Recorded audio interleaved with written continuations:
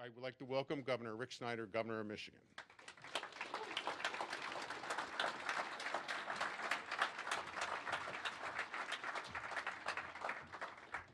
Well, thank you. It's great to be with you today. This is an exciting day for me.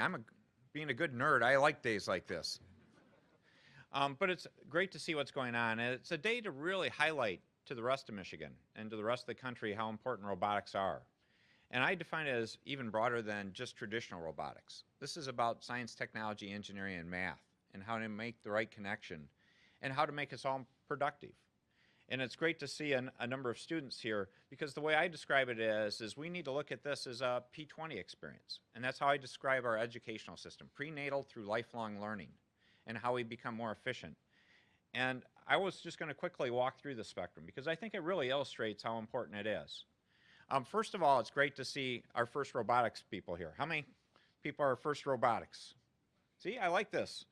You guys are usually more excited, though. You're being kind of shy this morning. I can see that. I just think that's a fabulous program. And I was glad to be at the state finals on Saturday. That was fun walking around. But I appreciate all the hard work that goes on throughout the entire year. And to recognize it can start very early with Lego.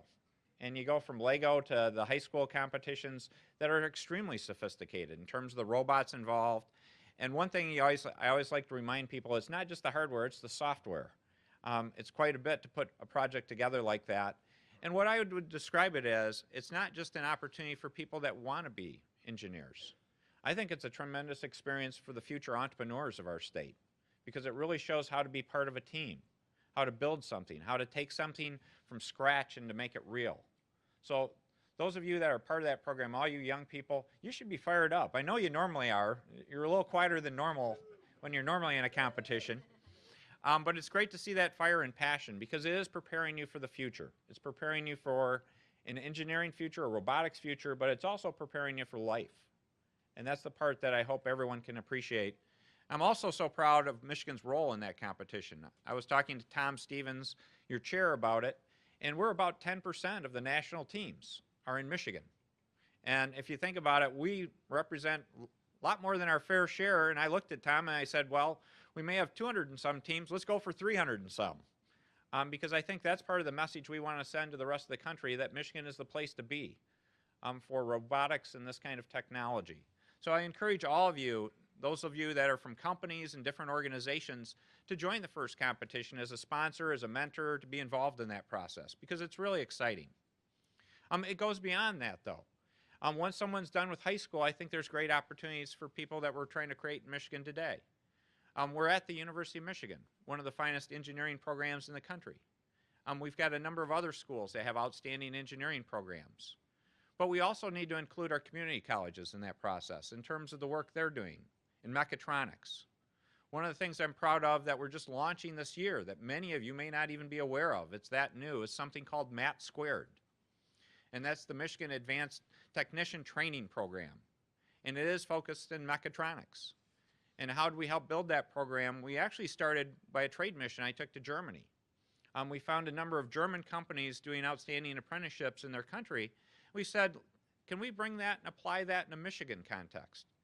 And the answer was yes. So we've got a number of companies collaborating, cooperating, working with educational institutions to say, here, let's create a 2-year program for someone to get an associate's degree, to work while they're getting that degree, and to know they have a job coming out in mechatronics, a field that's got an extremely bright, promising future. So that's an opportunity that we have. And then it just keeps on going. This is the gift that keeps giving. In terms of keep going, in the sense of the autonomous vehicle kind of programs that we're talking about today. I know are on your agenda later. I actually broaden that to include things like the connected vehicle program going on right here in Ann Arbor, because they complement one another. One of the largest scale connected vehicle programs in the country, or the largest, is right here in town, about getting vehicles to talk to one another. And then you carry it to the next stage, the autonomous vehicles. And it was great to see the vehicle downstairs that's being done by the university. That's really exciting. I can tell you, I've already been in the Google vehicle. They took me out on a California freeway. That was interesting. And it showed how well it can work. The opportunity is there. So one of the things I'm saying is the role of government is to support these projects. And so in the state of the state, I called for autonomous vehicle legislation in our state so we can actually go out on the roads and do more.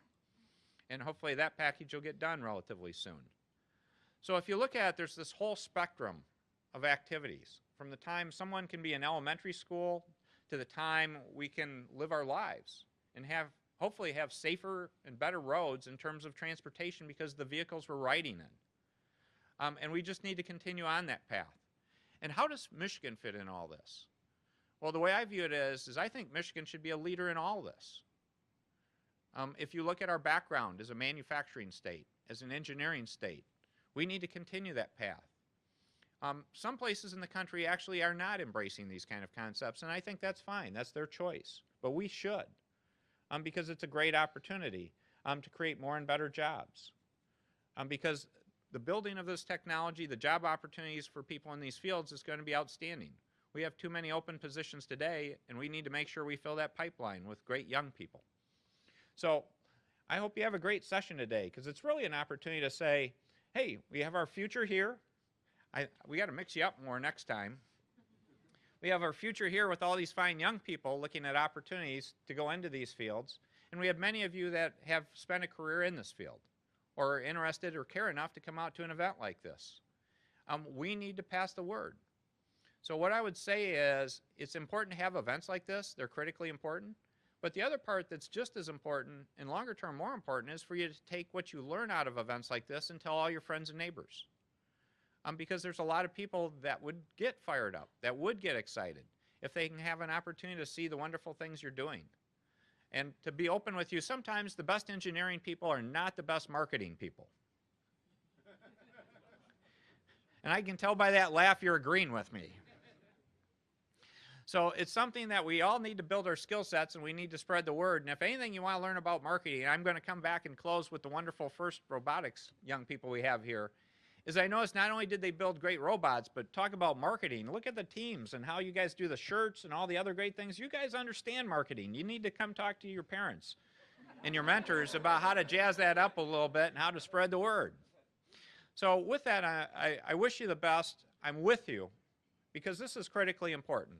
And I'm going to continue to talk about the importance of everything from robotics with the first teams to the autonomous vehicle range, and how we need to have the training programs, the companies set up here, and the success. But let's do this together, and I hope you have a great session today. So thank you. Yeah. Thank you.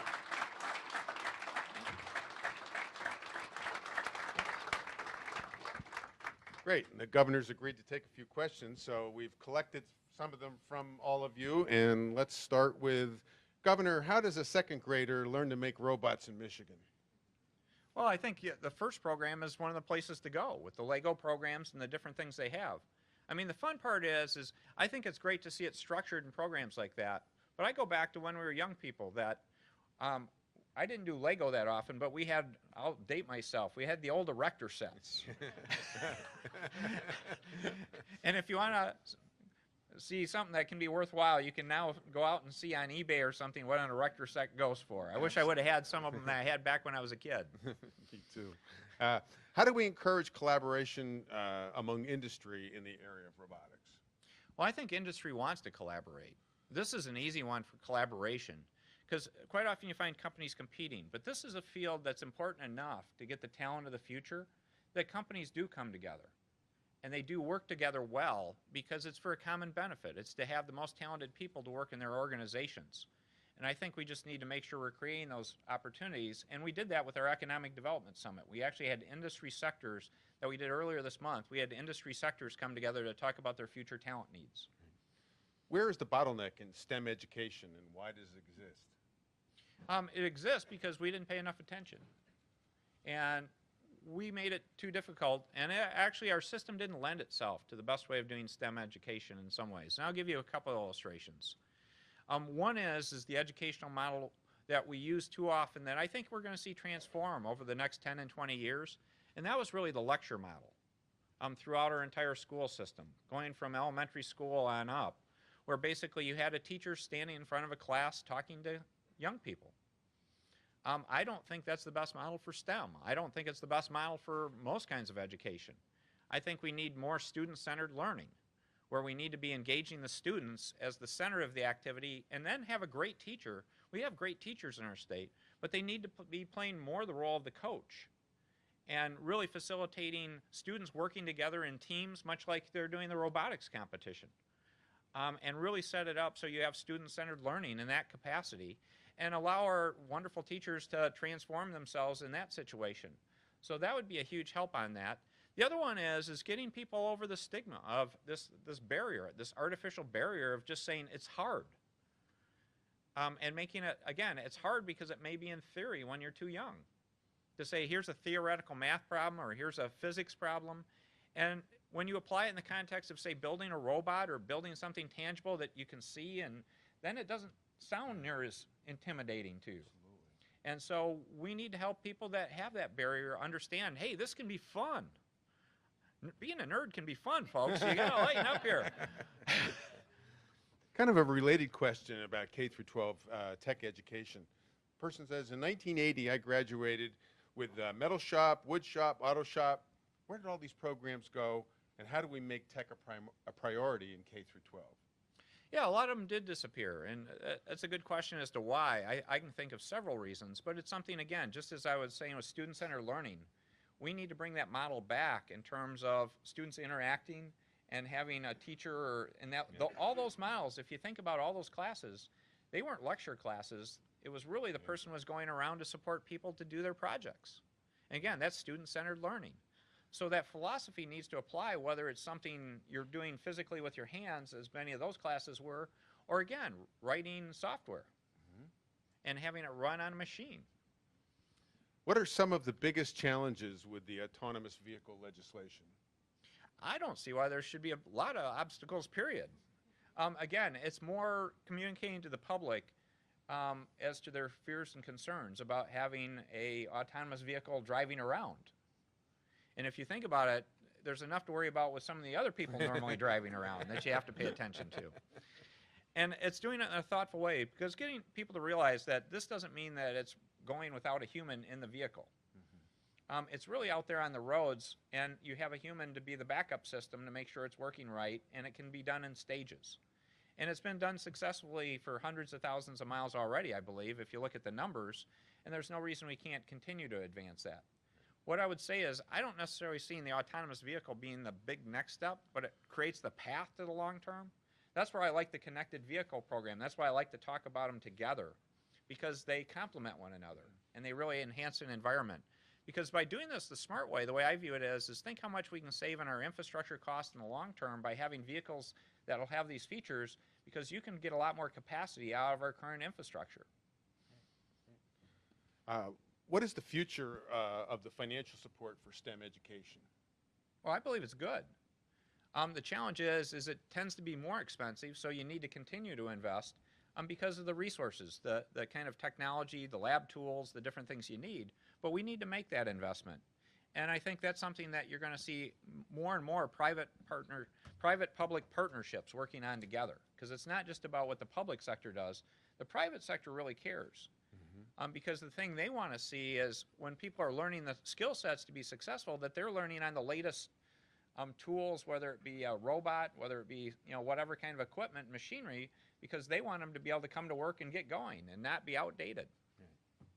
And our last question that we have is, what can the state do to further Michigan robotics and industry? Well, I'm fired up. If you haven't figured that out already, I'm happy to help support that in terms of being a role model and someone speaking up on the behalf. I'm not kidding when I said I'm hoping to see how we can get another 100+ robotics teams going in our state. I think we need to be doing that. And I want to be cheerleader, bringing people together from the private and public sector to say, let's find those sponsors, let's find the mentors, let's find out how to make this happen, and let's promote it more. That goes to the marketing point. As I went around the competition, I seriously couldn't figure out why we shouldn't be making a TV show out of this thing in terms of all the fairs going up to it, all the competitions going up to it. It'd be a blast. Compared to some of the junk we watch on TV today, this would be a major step up, and it'd be a lot of fun. So I think there's a good opportunity there. Great. Well, thank you very much, Governor. Appreciate you being here. Thank you. Have a great day.